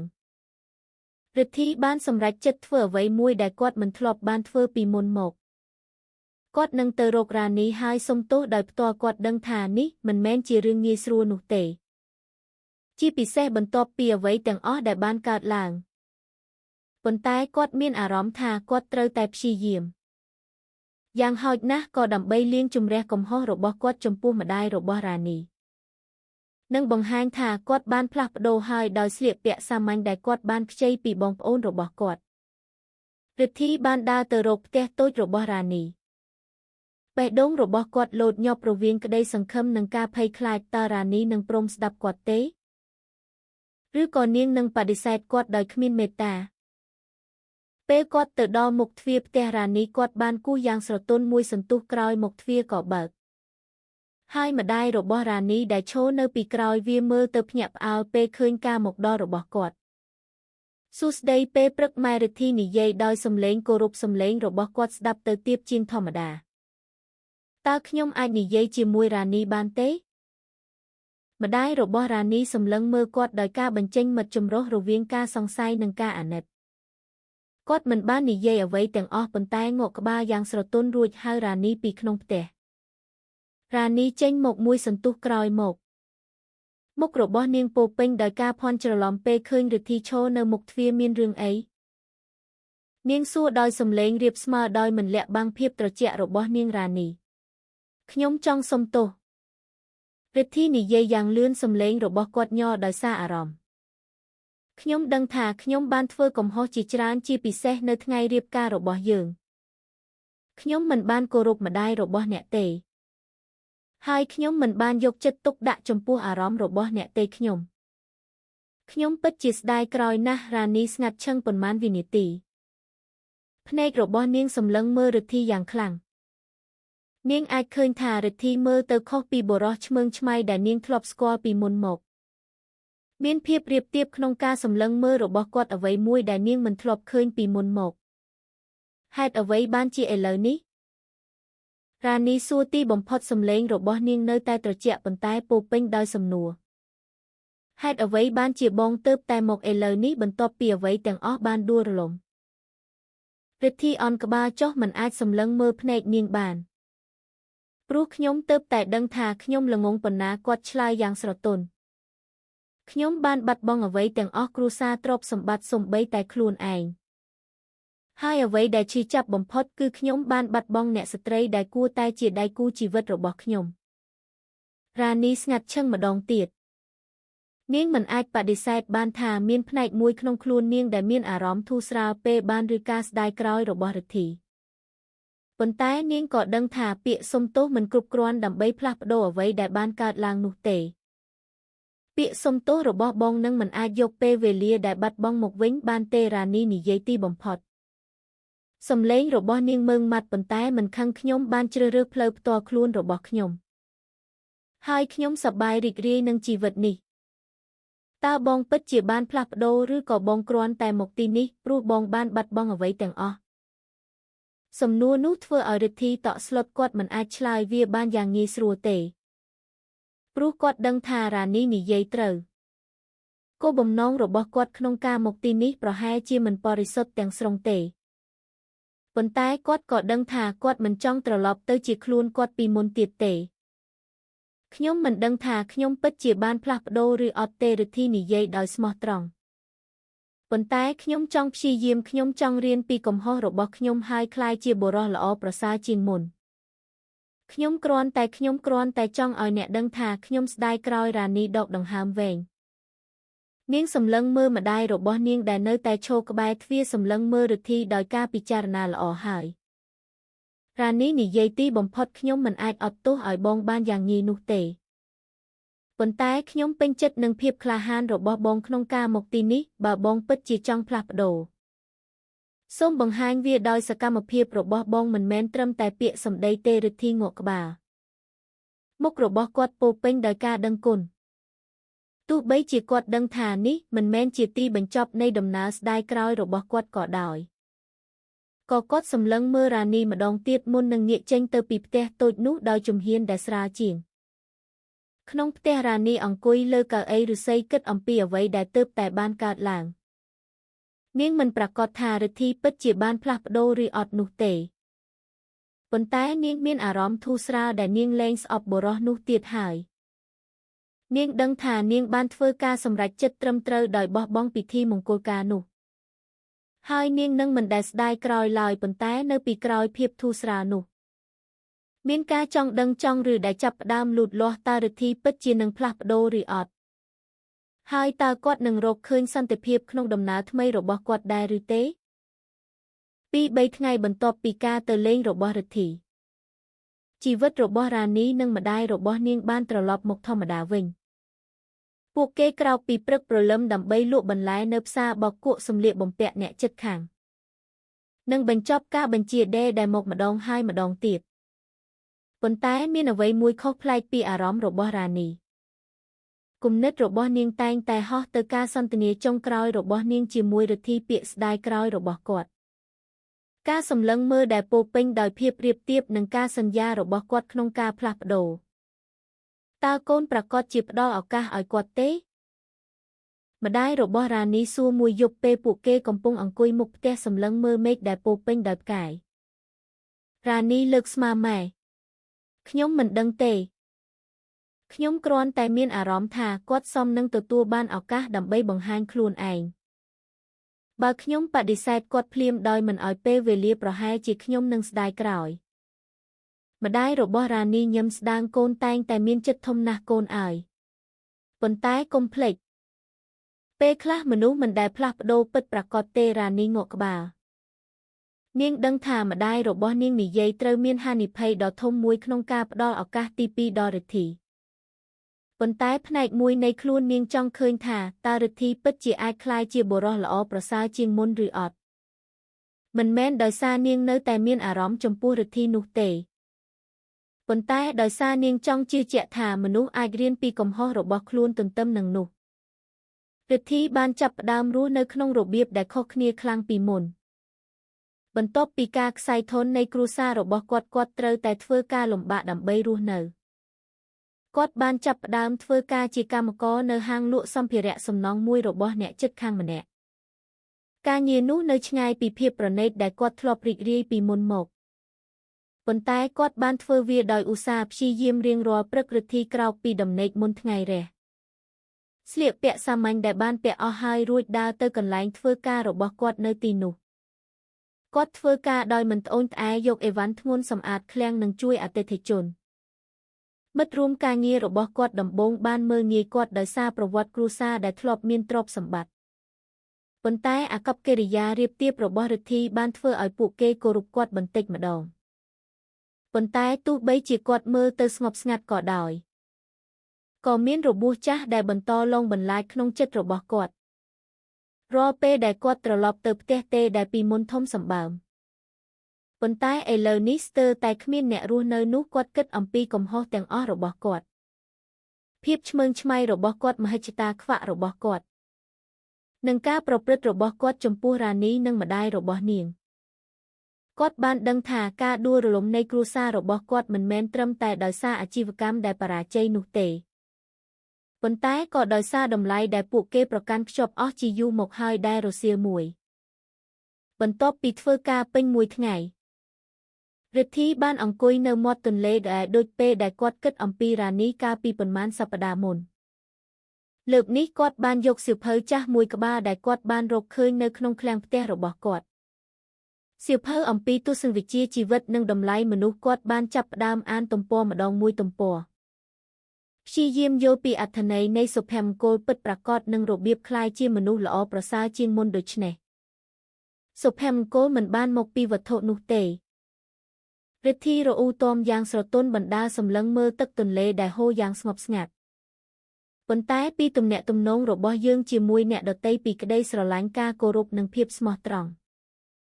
ការយល់ដឹងនេះធ្វើឲ្យគាត់កាន់តែជឿជាក់ថាគាត់ត្រូវតែបង្ហាញឲ្យរ៉ានីឃើញថាគាត់បានផ្លាស់ប្ដូរមិនមែនដើម្បីទទួលបានស្នេហារបស់នាងមកវិញនោះទេប៉ុន្តែដើម្បីបង្ហាញថាគាត់សមនឹងទទួលបានការអត់ទោសពី3ថ្ងៃក្រោយមករិទ្ធីបានសម្រេចចិត្តធ្វើអ្វីមួយដែលគាត់មិនធ្លាប់បានធ្វើពីមុនមកគាត់បានជួយមនុស្សនៅក្នុងភូមិដោយគ្មានប្រយោជន៍នៅពេលដែលស្ត្រីចំណាស់ម្នាក់ជួបការលំបាកក្នុងការយកអីវ៉ាន់ទិញទំនិញពីផ្សាររិទ្ធីបានជួយគាត់យ៉ាងរហ័សដោយមិនបានសុំអ្វីតបស្នងនៅពេលដែលក្មេងតូចម្នាក់បាត់បង់លុយសម្រាប់ទិញប្រដាប់ក្មេងលេងរិទ្ធីបានឲ្យលុយរបស់គាត់ដោយស្ងាត់ស្ងៀមយូរទៅ អាកប្បកិរិយារបស់គាត់ក៏ចាប់ផ្ដើមត្រូវបានអ្នកភូមិទទួលស្គាល់មនុស្សដែលធ្លាប់និយាយអំពីគាត់ដោយសំឡេងមាក់ងាយចាប់ផ្ដើមមើលគាត់ដោយភ្នែកខុសគ្នាសូម្បីតែអ្នកខ្លះក៏ចាប់ផ្ដើមនិយាយទៅកាន់រ៉ានីអំពីការផ្លាស់ប្ដូររបស់រិទ្ធីដែរកូនដឹងទេអ្នកជិតខាងម្នាក់និយាយទៅកាន់រ៉ានីរិទ្ធីឥឡូវនេះពិតជាខុសគ្នាណាស់គាត់ជួយមនុស្សជាច្រើនហើយគាត់លែងឆ្មើងឆ្មៃដូចពីមុនទៀតហើយរ៉ានីស្ដាប់រឿងនោះដោយការបញ្ចេញមិត្តស្ងប់ស្ងាត់នាងមិនបានបញ្ចេញមិត្តអ្វីច្រើនទេប៉ុន្តែនាងមានអារម្មណ៍ធូរស្រាលដែលបានឮថារិទ្ធីពិតជាព្យាយាមផ្លាស់ប្ដូរទោះបីជាយ៉ាងណាក៏ដោយនាងនៅតែប្រុងប្រយ័ត្ននាងដឹងថាការផ្លាស់ប្ដូរមិនអាចវិនិច្ឆ័យបានត្រឹមតែពីសកម្មភាពតូចនោះទេមួយថ្ងៃរិទ្ធីបានមកផ្ទះរ៉ានីម្ដងទៀតលើកនេះគាត់បានយកអ្វីមួយនៅក្នុងដៃរបស់គាត់ប្រអប់តូចមួយដែលមាននំប្រពៃណីដែលគាត់បានធ្វើដោយខ្លួនឯងនេះសម្រាប់អ្នកនិងម្ដាយរបស់អ្នកគាត់និយាយយ៉ាងស្រទន់គាត់ប្រគល់ប្រអប់នោះឲ្យរ៉ានីខ្ញុំចង់អរគុណសម្រាប់ឱកាសនេះហើយខ្ញុំសង្ឃឹមថានេះអាចជាការចាប់ផ្ដើមថ្មីរ៉ានីទទួលប្រអប់នោះដោយស្ទាក់ស្ទើរនាងបើកមាតុការរបស់វាហើយឃើញនំដែលមើលទៅសាមញ្ញប៉ុន្តែត្រូវបានធ្វើដោយយកចិត្តទុកដាក់នាងញឹមស្ដាងហើយងក់ក្បាលអរគុណរ៉ានីនិយាយយ៉ាងស្រទន់ខ្ញុំឃើញការខិតខំរបស់បងរិទ្ធីប៉ុន្តែចាំថានេះមិនមែនជារឿងអំណោយឬពាក្យសម្ដីទេនេះជារឿងសកម្មភាពរបស់បងនៅពេលអនាគតរិទ្ធីងក់ក្បាលមុខរបស់គាត់ពោពេញដោយការដឹងគុណខ្ញុំយល់ហើយរ៉ានីខ្ញុំគ្រាន់តែចង់ឲ្យអ្នកដឹងថាខ្ញុំយកចិត្តទុកដាក់នឹងការសន្យារបស់ខ្ញុំបន្ទាប់ពីរិទ្ធីទៅហើយរ៉ានីអង្គុយលើកៅអីឫស្សីជាមួយម្ដាយរបស់នាងសម្លឹងមើលប្រអប់នំនោះមានផ្នែកមួយក្នុងខ្លួននាងដែលចាប់ផ្ដើមមានអារម្មណ៍ធូរស្រាលដែលរិទ្ធីហាក់ដូចជាពិតជាព្យាយាមក្លាយជាបុរសល្អប្រសើរជាងមុនប៉ុន្តែនាងក៏ដឹងថាដំណើរនេះនៅវែងឆ្ងាយហើយនាងនឹងមិនងាយទុកចិត្តគាត់ទាំងស្រុងឡើយ2-3 សប្តាហ៍បន្ទាប់ពីការទៅលេងលើកទី2របស់រិទ្ធីរ៉ានីបានចាប់ផ្ដើមឃើញការផ្លាស់ប្ដូរពិតប្រាកដជាងមុនក្នុងខ្លួនគាត់រិទ្ធីមិនត្រឹមតែជួយមនុស្សនៅក្នុងភូមិដោយគ្មានប្រយោជន៍នោះទេប៉ុន្តែក៏ចាប់ផ្ដើមចូលរួមយ៉ាងសកម្មក្នុងសកម្មភាពសង្គមដែលពីមុនគាត់មិនដែលខ្វល់នោះដែរគាត់បានចូលរួមជាមួយក្រុមអ្នកស្ម័គ្រចិត្តដែលជួសជុលផ្លូវតូចនៅក្នុងភូមិជួយសម្អាតទន្លេពីសម្រាមហើយថែមទាំងបង្រៀនក្មេងនៅសាលាបឋមសិក្សាអំពីសារៈសំខាន់នៃការអប់រំប៉ុន្តែទោះបីជាអ្នកភូមិចាប់ផ្ដើមទទួលយករិទ្ធីជាមនុស្សថ្មីក៏ដោយក៏រ៉ានីនៅតែមិនទាន់ជឿជាក់ទាំងស្រុងដែលនាងតែងតែគិតអំពីអតីតកាលថ្ងៃដែលរិទ្ធីឆ្មើងឆ្មៃនឹងអំនួតខ្លាំងណាស់ពេលគាត់អនុញ្ញាតឲ្យម្ដាយរបស់នាងត្រូវបានមើលងាយដោយគ្រួសាររបស់គាត់ផ្ទាល់របួសនោះមិនងាយជាសះស្បើយទេជាពិសេសដោយសារនាងដឹងថាអាកប្បកិរិយារបស់រិទ្ធីគឺជាហេតុផលចម្បងមួយដែលនាងបានសម្រេចចិត្តបោះបង់ពិធីមង្គលការរសៀលមួយរ៉ានីកំពុងអង្គុយនៅសួនមុខផ្ទះបណ្ដាលដេរអាវតាមការបញ្ជាទិញម្ដាយរបស់រ៉ានីអង្គុយក្បែរនាងប៉ាក់កន្សែងតូចមួយសម្រាប់រដូវរងាព្រះអាទិត្យចាប់ផ្ដើមលិចបង្កើតស្រមោលវែងនៅសួនមុខផ្ទះសាមញ្ញរបស់ពួកគេស្រាប់តែសំឡេងជើងដើរចូលមកជិតហើយពេលរ៉ានីងាកទៅនាងឃើញរិទ្ធីឈរនៅខ្លោងទ្វារមើលទៅស្ទាក់ស្ទើរតើខ្ញុំអាចចូលបានទេគាត់សួរយ៉ាងស្រទន់សំឡេងរបស់គាត់ស្ដាប់ទៅទាបជាងធម្មតារ៉ានីងក់ក្បាលទោះបីជាមានអារម្មណ៍មិនស្រួលក៏កើតឡើងនៅក្នុងទ្រូងរបស់នាងដែរអញ្ជើញលោកនាងនិយាយយ៉ាងខ្លីរិទ្ធីដើរចូលអង្គុយលើកៅអីឫស្សីដែលជាធម្មតាប្រើដោយភ្ញៀវគាត់សម្លឹងមើលរ៉ានីដោយការបញ្ចេញមិត្តធ្ងន់ធ្ងរដូចជាចង់និយាយអ្វីមួយដែលសំខាន់ខ្លាំងណាស់រ៉ានីរិទ្ធីនិយាយទីបំផុតសំឡេងរបស់គាត់ញ័រដោយសារអារម្មណ៍ខ្ញុំដឹងថាខ្ញុំបានធ្វើកំហុសជាច្រើនខ្ញុំមិនអាចផ្លាស់ប្ដូរអ្វីដែលបានកើតឡើងនៅក្នុងអតីតកាលបានទេប៉ុន្តែខ្ញុំចង់ឲ្យអ្នកដឹងថាខ្ញុំពិតជាចង់ក្លាយជាបុរសល្អប្រសើរជាងមុនរ៉ានីអន់ក្បាលចុះម្ជុលដេររបស់នាងឈប់មួយផ្លែតខ្ញុំដឹងថាបងព្យាយាមរិទ្ធីប៉ុន្តែពេលខ្លះការខិតខំតែមួយមុខមិនគ្រប់គ្រាន់ទេ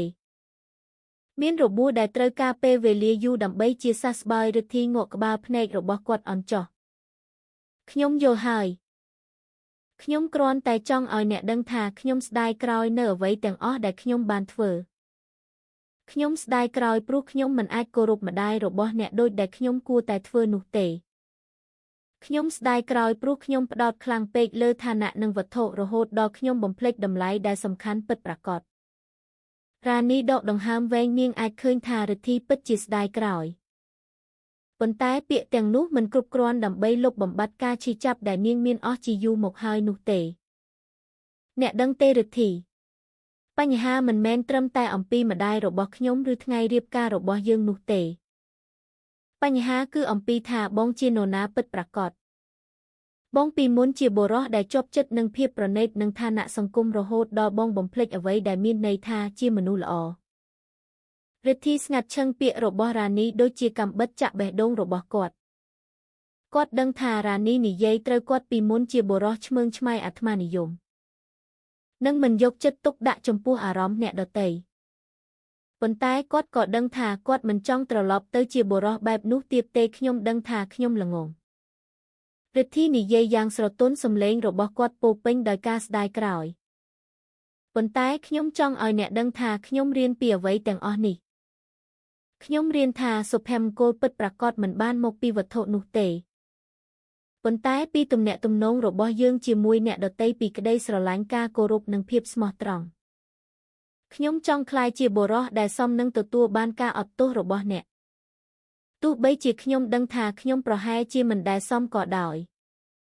រ៉ានីងើបមុខឡើងសម្លឹងមើលរិទ្ធីយ៉ាងខ្លាំងនាងអាចឃើញភាពរៀបទៀបក្នុងការសម្លឹងមើលរបស់គាត់អ្វីមួយដែលនាងមិនធ្លាប់ឃើញពីមុនមកប៉ុន្តែនាងក៏ដឹងថាការអត់ទោសឲ្យរិទ្ធីមិនមែនជាការសម្រេចចិត្តដែលអាចធ្វើបានយ៉ាងងាយស្រួលនោះទេរិទ្ធីរ៉ានីនិយាយទីបំផុតសម្លេងរបស់នាងម៉ឺងម៉ាត់ប៉ុន្តែស្រទន់ការអត់ទោសឲ្យបងនឹងមិនលុបបំបាត់អ្វីដែលបានកើតឡើងនោះទេប៉ុន្តែខ្ញុំសុខចិត្តផ្ដល់ឱកាសឲ្យបងដើម្បីបង្ហាញថាបងពិតជាបានផ្លាស់ប្ដូរមិនមែនសម្រាប់ខ្ញុំនោះទេប៉ុន្តែសម្រាប់ខ្លួនឯងរិទ្ធីងក់ក្បាល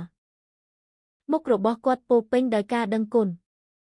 ទោះបីជាគាត់ដឹងថានេះមិនមែនជាទីបញ្ចប់នៃដំណើរស្ដាយក្រោយរបស់គាត់ក៏ដោយអរគុណរ៉ានីខ្ញុំនឹងមិនធ្វើឲ្យអ្នកខកចិត្តទៀតទេបន្ទាប់ពីរិទ្ធីទៅហើយរ៉ានីអង្គុយស្ងៀមនៅសួនមុខផ្ទះសម្លឹងមើលព្រះអាទិត្យដែលជិតលិចនៅជើងមេឃនាងមានអារម្មណ៍ធូរស្រាលដែលបានផ្ដល់ឱកាសឲ្យរិទ្ធីប៉ុន្តែក៏មានការប្រុងប្រយ័ត្នក្នុងខ្លួននាងដែលនាងមិនចង់ជឿជាក់លឿនពេកទេព្រោះនាងដឹងថាការផ្លាស់ប្ដូរពិតប្រាកដត្រូវការពេលវេលាម្ដាយរបស់រ៉ានីដែលបានស្ដាប់ការសន្ទនារបស់ពួកគេពីចម្ងាយទីបំផុតបាននិយាយថាកូនអើយតើកូនប្រាកដជាផ្ដល់ឱកាសឲ្យគាត់ទេរ៉ានីញឹមស្ដាងខ្ញុំប្រាកដហើយម៉ែប៉ុន្តែខ្ញុំជឿជាក់ថាមនុស្សគ្រប់គ្នាសមនឹងទទួលបានឱកាសទី2គ្រាន់តែខ្ញុំនឹងមិនងាយជឿជាក់គាត់ម្ដងទៀតទេទន្ទឹមនឹងនោះរិទ្ធីបានត្រឡប់ទៅផ្ទះទេរបស់គាត់វិញដោយមានអារម្មណ៍ចម្រុះម្ខាងគាត់មានអារម្មណ៍ធូរស្រាលដែលរ៉ានីសុខចិត្តផ្ដល់ឱកាសឲ្យគាត់ម្យ៉ាងវិញទៀតគាត់ដឹងថាគាត់នៅតែត្រូវធ្វើការលំបាកដើម្បីបង្ហាញថាគាត់សមនឹងទទួលបានការអត់ទោសនៅយប់ដ៏ស្ងាត់ជ្រងនោះរិទ្ធីអង្គុយនៅមាត់គ្រែរបស់គាត់គិតអំពីកំហុសទាំងអស់របស់គាត់កាលពីអតីតកាលគាត់បានដឹងថាការផ្លាស់ប្ដូរមិនមែនជាអ្វីដែលអាចសម្រេចបានក្នុងមួយយប់នោះទេវាជាដំណើរការដ៏វែងឆ្ងាយដែលត្រូវការការតស៊ូការអត់ធ្មត់និងការបដិញ្ញាចិត្តខ្ញុំនឹងបង្ហាញថាខ្ញុំអាចផ្លាស់ប្ដូរបានរិទ្ធីរអ៊ូតមយ៉ាងស្រទន់សំឡេងរបស់គាត់ពោពេញដោយការបដិញ្ញាចិត្តមិនត្រឹមតែសម្រាប់រ៉ានីទេប៉ុន្តែសម្រាប់ខ្លួនឯងពី3សប្តាហ៍បន្ទាប់ពីការជួបគ្នាចុងក្រោយរបស់រិទ្ធីជីវិតរបស់រ៉ានីបានចាប់ផ្ដើមដំណើរការដូចធម្មតានាងបានត្រឡប់ទៅរស់នៅតាមទម្លាប់សាមញ្ញជាមួយម្ដាយរបស់នាងលក់បន្លែនៅផ្សារបោកគក់សម្លៀកបំពាក់អ្នកជិតខាងនឹងបញ្ចប់ការបញ្ជាដេរប៉ុន្តែមានអ្វីមួយខុសប្លែកពីខ្លួននាងគំនិតរបស់នាងតែងតែហោះទៅរិទ្ធីបុរសដែលពីមុនឆ្មើងឆ្មៃនឹងអំនួតខ្លាំងណាស់ប៉ុន្តែឥឡូវនេះមើលទៅរៀបទៀបជាងហើយព្យាយាមយ៉ាងខ្លាំងដើម្បីបង្ហាញពីការផ្លាស់ប្ដូរនៅក្នុងភូមិមនុស្សចាប់ផ្ដើមនិយាយអំពីការផ្លាស់ប្ដូររបស់រិទ្ធីអ្នកខ្លះថែមទាំងសរសើរអាកប្បកិរិយាល្អរបស់គាត់ជាពិសេសពេលគាត់ជួយស្ត្រីចំណាស់ម្នាក់ជួសជុលដំបូលផ្ទះដែលលេចធ្លាយ ឬពេលគាត់បង្រៀនក្មេងនៅសាលាបឋមសិក្សាអំពីសារៈសំខាន់នៃការអប់រំទោះបីជាដំបូងមានការសង្ស័យក៏ដោយ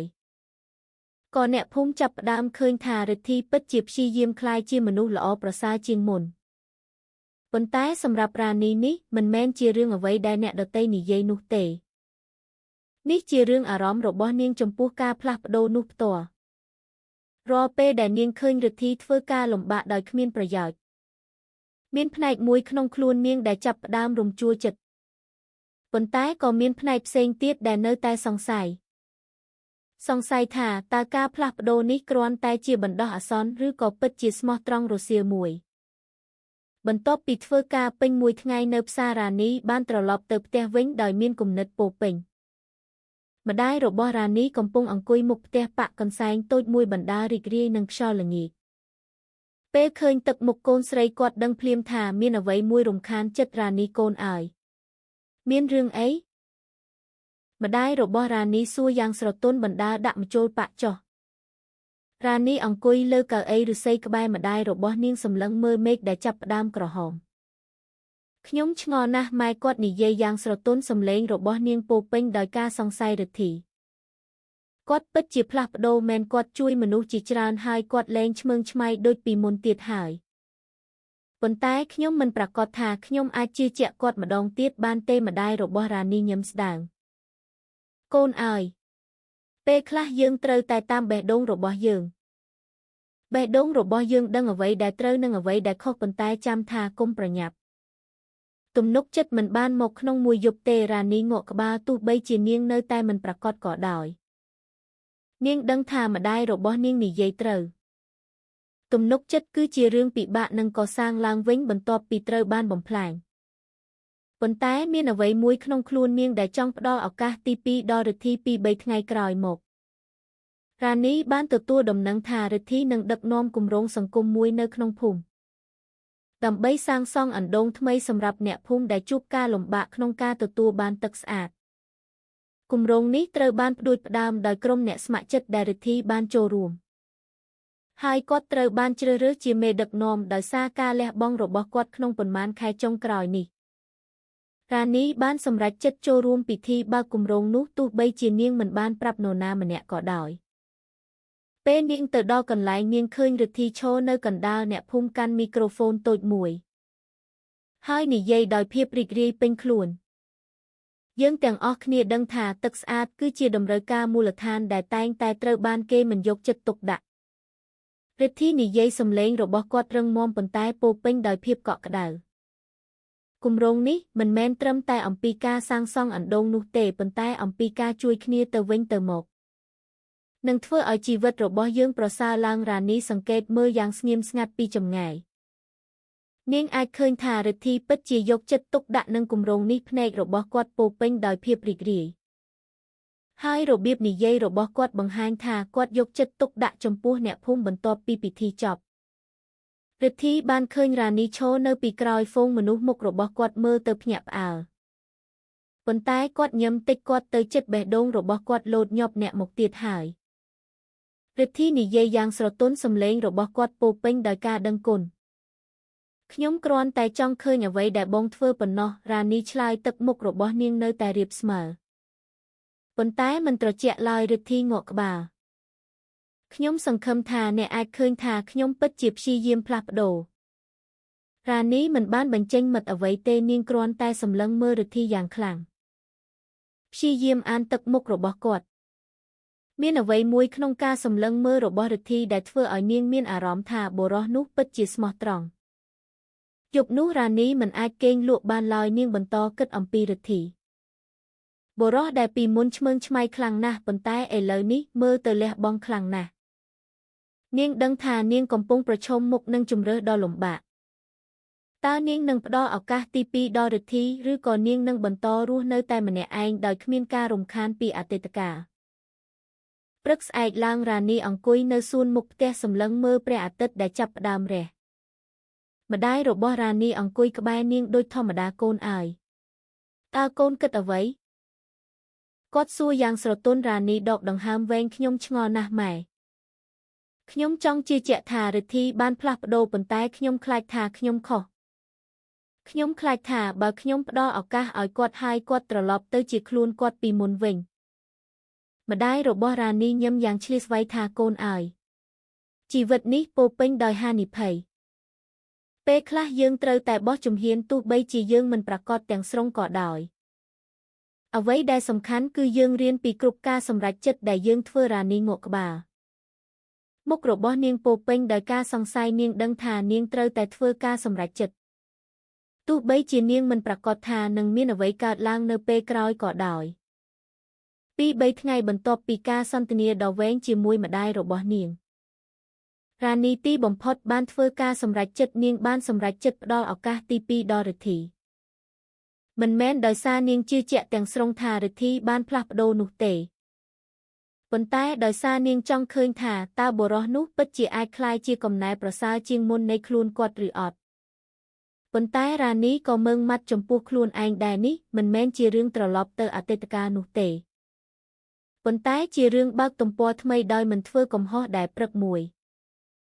រ៉ានីបានទៅកន្លែងគម្រោងអណ្ដូងដែលកំពុងត្រូវបានធ្វើដោយរិទ្ធីនិងក្រុមអ្នកស្ម័គ្រចិត្តរបស់គាត់ពេលនាងទៅដល់ទីនោះនាងឃើញរិទ្ធីកំពុងរវល់រៀបចំការងាររបស់អ្នកស្ម័គ្រចិត្តមុខរបស់គាត់មើលទៅហត់នឿយប៉ុន្តែពោរពេញដោយភាពរីករាយហើយគាត់មិនស្ទាក់ស្ទើរក្នុងការចូលរួមផ្ទាល់ក្នុងការងាររាងកាយដ៏លំបាករ៉ានីសង្កេតមើលយ៉ាងស្ងៀមស្ងាត់ពីចម្ងាយដោយគាត់សម្គាល់ថាអាកប្បកិរិយារបស់រិទ្ធីខុសគ្នាប៉ុណ្ណាឥឡូវនេះបើប្រៀបធៀបនឹងបុរសឆ្មើងឆ្មៃដែលនាងធ្លាប់ស្គាល់ពីមុនមកមួយសន្ទុះក្រោយមករិទ្ធីបានឃើញរ៉ានីឈរក្រោមដើមឈើម្លប់សម្លឹងមើលគាត់ដោយការបញ្ចេញមិត្តស្ងប់ស្ងាត់គាត់ទៅជិតរ៉ានីដោយជំហានលឿនមុខរបស់គាត់ពោរពេញដោយក្តីសង្ឃឹមអ្នកមកទៀតហើយរិទ្ធីនិយាយយ៉ាងស្រទន់សំឡេងរបស់គាត់ស្ដាប់ទៅប្រុងប្រយ័ត្នដូចជាខ្លាចរំខានភាពស្ងប់ស្ងាត់របស់រ៉ានីងក់ក្បាលថាខ្ញុំចង់ឃើញអ្វីដែលបងធ្វើមិនមែនត្រឹមតែស្ដាប់ពីអ្នកដទៃទេរិទ្ធីញឹមតិចហើយតើអ្នកគិតយ៉ាងណាគាត់សួរទឹកមុខរបស់គាត់ពោរពេញដោយភាពរៀបទៀបរ៉ានីសម្លឹងមើលគាត់យូរមុននឹងឆ្លើយថាហាក់ដូចជាបងពិតជាព្យាយាមប៉ុន្តែខ្ញុំនៅតែមិនទាន់ជឿជាក់ទាំងស្រុងទេរិទ្ធីងក់ក្បាលទទួលយកចម្លើយនោះដោយចិត្តទូលាយខ្ញុំយល់ហើយខ្ញុំមិនអាចសុំការទុកចិត្តរបស់អ្នកបានយ៉ាងងាយនោះទេខ្ញុំគ្រាន់តែចង់ឲ្យអ្នកដឹងថាខ្ញុំយកចិត្តទុកដាក់នឹងរឿងទាំងអស់នេះរ៉ានីញឹមស្ដើងបើដូច្នេះខ្ញុំនឹងផ្ដល់ឱកាសឲ្យបងមិនមែនដើម្បីត្រឡប់ទៅអតីតកាលនោះទេប៉ុន្តែដើម្បីមើលថាបងជានរណាឥឡូវនេះរិទ្ធីមើលទៅភ្ញាក់ផ្អើលប៉ុន្តែភ្នែករបស់គាត់ភ្លាមក៏ភ្លឺដោយក្តីសង្ឃឹមអរគុណរ៉ានីខ្ញុំនឹងមិនធ្វើឲ្យអ្នកខកចិត្តទេប៉ុន្តែទោះបីជារ៉ានីបានសម្រេចចិត្តផ្ដល់ឱកាសដល់រិទ្ធីក៏ដោយក៏នាងនៅតែរក្សាគម្លាតនាងមិនចង់ប្រញាប់ឬជាប់ពាក់ព័ន្ធនឹងអារម្មណ៍ខ្លាំងពេកមុនពេលនាងជឿជាក់ពិតប្រាកដថាការផ្លាស់ប្ដូររបស់រិទ្ធីគឺជាអចិន្ត្រៃយ៍នាងបានចាប់ផ្ដើមធ្វើការជាមួយក្រុមអ្នកស្ម័គ្រចិត្តក្នុងគម្រោងសង្គមមិនត្រឹមតែដើម្បីគាំទ្រភូមិប៉ុណ្ណោះទេប៉ុន្តែក៏ដើម្បីសង្កេតមើលរិទ្ធីឲ្យកាន់តែជិតដែរក្នុងរយៈពេល 2-3 សប្តាហ៍រ៉ានីបានឃើញរឿងវិជ្ជមានជាច្រើនពីរិទ្ធីបុរសនោះមិនត្រឹមតែធ្វើការលំបាកនោះទេប៉ុន្តែក៏បានបង្ហាញពីការអាណិតអាសូរនិងការយកចិត្តទុកដាក់ចំពោះមនុស្សនៅជុំវិញគាត់ដែរនៅពេលដែលក្មេងតូចម្នាក់ធ្លាក់នឹងយំនៅកន្លែងគម្រោងរិទ្ធីបានរត់ទៅលួងលោមគាត់ភ្លាមនៅពេលដែលស្ត្រីចំណាស់ម្នាក់ជួបការលំបាកក្នុងការយកអីវ៉ាន់ទិញទំនិញរិទ្ធីបានជួយគាត់ដោយមិនស្ទាក់ស្ទើររហូតដល់ផ្ទះរបស់គាត់រ៉ានីចាប់ផ្ដើមមានអារម្មណ៍ធូរស្រាលប៉ុន្តែនាងក៏ដឹងថានេះមិនមែនត្រឹមតែអំពីរិទ្ធីនោះទេនេះគឺអំពីខ្លួនឯងអំពីរបៀបដែលនាងត្រូវរៀនដើម្បីបើកចិត្តដោយមិនបាត់បង់គោលការណ៍ដែលនាងប្រកាន់ខ្ជាប់នាងដឹងថាការផ្ដល់ឱកាសទី2គឺជាហានិភ័យដ៏ធំប៉ុន្តែនាងក៏ដឹងថាជីវិតគឺជារឿងរៀនសូត្រនិងការអភិវឌ្ឍទន្ទឹមនឹងនោះជីវិតរបស់រ៉ានីនិងម្ដាយរបស់នាងបានចាប់ផ្ដើមផ្លាស់ប្ដូរបន្តិចម្ដងជាមួយនឹងការចូលរួមរបស់រ៉ានីក្នុងគម្រោងសង្គមនាងបានចាប់ផ្ដើមទទួលបានការទទួលស្គាល់ពីអ្នកភូមិថាជាស្ត្រីដែលឆ្លាតឧស្សាហ៍ព្យាយាមនិងពោរពេញដោយការបំផុសគំនិត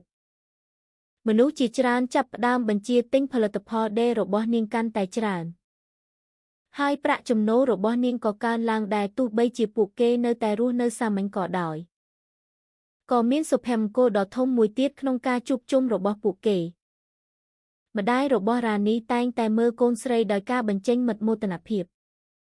កូនបានធ្វើរឿងដ៏អស្ចារ្យណាស់កូនអើយគាត់និយាយមួយយប់ពេលពួកគេអង្គុយមុខផ្ទះសម្លឹងមើលមេឃពោពេញដោយផ្កាយរ៉ានីញឹមតិចខ្ញុំគ្រាន់តែព្យាយាមមិនធ្វើកំហុសដែរទេម៉ែការផ្ដល់ឱកាសដល់រិទ្ធីមិនមានន័យថាខ្ញុំបំភ្លេចអ្វីដែលបានកើតឡើងនោះទេនេះគឺអំពីការរៀនអត់ទោសដោយមិនបាត់បង់ខ្លួនឯងម្ដាយរបស់រ៉ានីងក់ក្បាលភ្នែករបស់គាត់ពោពេញដោយប្រាជ្ញានោះជាការសម្រេចចិត្តដ៏លំបាកមួយកូនអើយប៉ុន្តែម៉ែជឿជាក់ថាកូននឹងរកឃើញផ្លូវត្រឹមត្រូវទន្ទឹមនឹងនោះរិទ្ធីបន្តព្យាយាមយ៉ាងខ្លាំងដើម្បីបង្ហាញថាគាត់សមនឹងទទួលបានការទុកចិត្តពីរ៉ានីគាត់មិនត្រឹមតែផ្ដោតលើគម្រោងសង្គមប៉ុណ្ណោះទេ